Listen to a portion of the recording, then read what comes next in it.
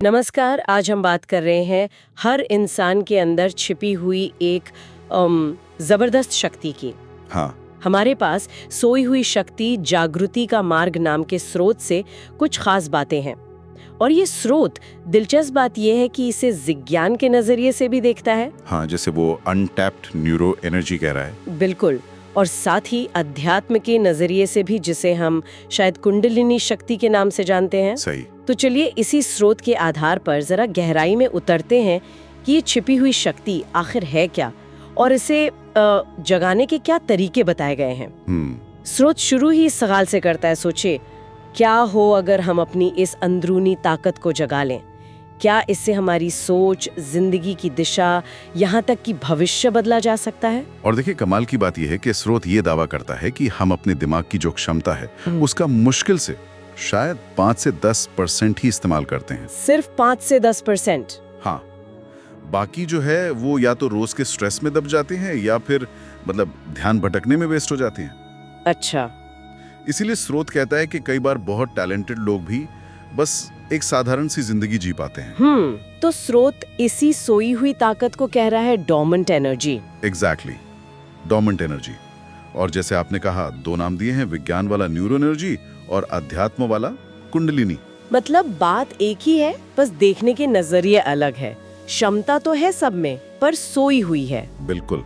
और स्रोत का जो सार है वो यही है कि भाई सिर्फ क्षमता होना ही काफी नहीं है, उसको एक्टिवेट करना पड़ेगा, उसे काम में लाना पड़ेगा, उसे जगाना जरूरी है। हाँ, ये एक तरह का हमारा अंदरूनी ऑपरेटिंग सिस्टम है, समझ लीजिए। उसे इस्तेमाल करना सीखना होगा, तभी कुछ बात बनेगी। तो क्या स्रोत कुछ वैज्ञानिक सबूत भी देता है इसके लिए? हाँ, देता है।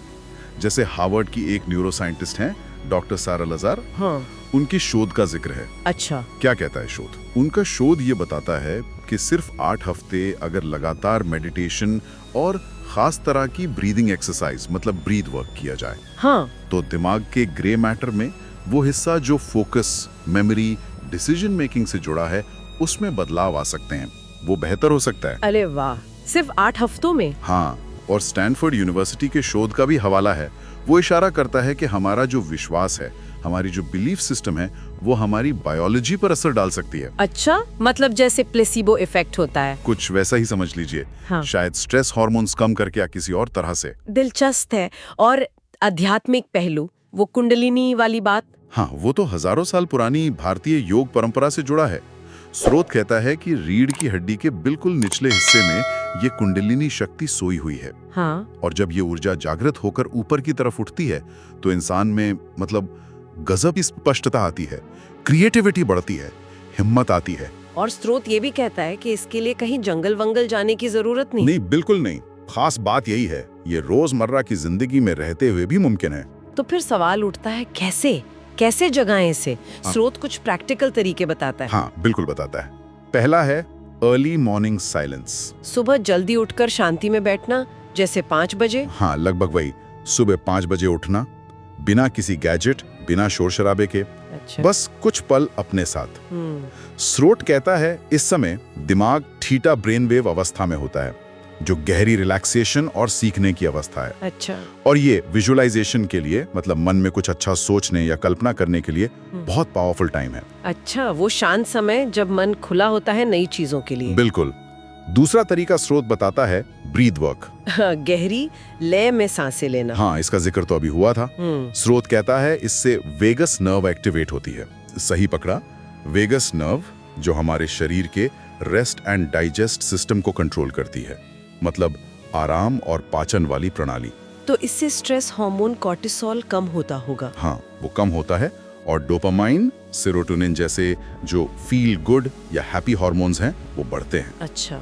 और तीसरा तरीका, वो थोड़ा अलग सा था शायद। हाँ, वो है कोल्ड शावर थेरेपी, ठंडे पानी से नहाना। ओहो, ये सुनने में ही ठंड लग गई।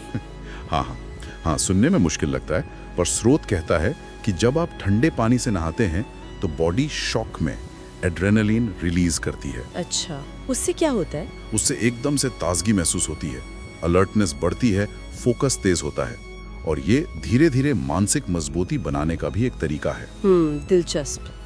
तो ये तरीके हुए सुबह की शांति, ब्रीद वर्क और कोल्ड शावर। इनके फायदे क्या है ओवरऑल? स्रोत क्या कहता है? स्रोत कहता है कि जब कोई अपनी इस अंदरूनी ऊर्जा को कंट्रोल करना साधना सीख लेता है तो उसका ध्यान भटकना कम हो जाता है, फोकस बढ़ता है। हाँ, फोकस बढ़ता है, लक्ष्य पर टिके रहते हैं। और वो जो फालतू की सोच चलती रहती है ना दिमाग में, ओवरथिंकिंग, हाँ, वो तो बहुत कॉमन प्रॉब्लम है आजकल। बिल्कुल, तो उससे हटकर इंसान गहरी सोच मतलब डीप थिंकिंग में जा पाता है। जिंदगी सिर्फ रिएक्शन देने वाली नहीं रह जाती, बल्कि एक उद्देश्य के साथ आगे बढ़ती है। मतलब प्रोएक्टिव हो जाती है। सही शब्द, प्रोएक्टिव। स्रोत में फ्लो स्टेट का भी जिक्र है। फ्लो स्टेट ये क्या है? ये वो एक जादुई सी मानसिक अवस्था है जब आप किसी काम में इतने डूब जाते हैं कि आपको समय का पता ही नहीं चलता। अच्छा, पूरी एकाग्रता। हाँ, पूरी एकाग्रता, काम बिल्कुल सहज लगने लगता है। स्रोत ने एलन मस्क का उदाहरण दिया है कि वो रोज 10 घंटे पढ़ते हैं। बाप रे, 10 घंटे? हाँ, या फिर एपीजे अब्दुल कलाम साहब का वो मशहूर कथन है ना, सपने वो नहीं जो आप नींद में देखते हैं, हाँ, सपने वो हैं जो आपको सोने नहीं देते।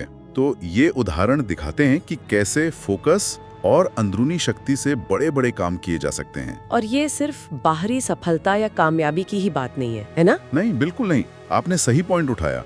ये अंदरूनी सुकून के लिए भी उतना ही जरूरी है। कैसे? स्रोत के मुताबिक जब आपकी ऊर्जा सही दिशा में लगती है, फोकस्ड होती है, तो चिंता, एंजाइटी, डिप्रेशन, सेल्फ डाउट मतलब खुद पर शक करना, हाँ, ये सब अंदरूनी मुश्किलें भी कम होने लगती हैं। अच्छा, तो इसके लिए क्या चाहिए? स्रोत कुछ चीजों पर बहुत जोर देता है।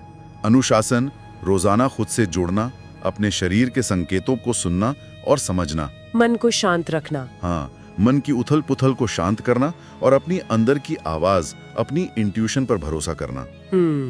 तो कुल मिलाकर स्रोत का जो मूल संदेश है वो यही है कि हम सब के अंदर एक सोया हुआ दैत्य या स्लीपिंग जायंट है। बिल्कुल, और उसे जगाना जरूरी है, उसकी शक्ति का सम्मान करना जरूरी है। स्रोत खासकर युवाओं को कुछ कहता है इसके बारे में। हाँ, कहता है।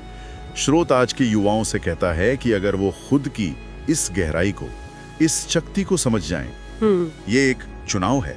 कैसा चुनाव? चुनाव इस बात का कि क्या ध्यान भटकाने वाली चीजों में, विकर्षणों में उलझे रहना है या अपनी असली क्षमता को पहचान कर अपनी किस्मत, अपनी नियति खुद बनानी है। मतलब रियल लाइफ या रियल लाइफ? हाँ, कुछ वैसा ही। रियल लाइफ में खोए रहना है या रियल लाइफ में कुछ मीनिंगफुल, कुछ अर्थपूर्ण करना है। बहुत गहरी बात है। तो अगर हम इस पूरी चर्चा को समेटें तो स्रोत का निचोड़ यही लगता है कि हर इंसान में वाकई अपार संभावनाएं छिपी हैं। बिल्कुल। और कुछ जानी समझी तकनीकें हैं, चाहे उन्हें हम विज्ञान की नजर से देखें या अध्यात्म की, जिनसे इस सोई हुई शक्ति को जगाया जा सकता है। हाँ, और स्रोत हमें एक बड़े सवाल के साथ छोड़ जाता है आखिर में। क्या सवाल? सवाल ये कि क्या हम वाकई सच में इस शक्ति को जगाने के लिए तैयार हैं? और अगर जवाब हाँ है, तो फिर इस स्रोत की बातों के संदर्भ में, हमारी रोज की आदतों में, हमारे रोज के चुनावों में इस जागरण का असली मतलब क्या होगा? ये सोचने वाली बात है, इस पर विचार करना होगा।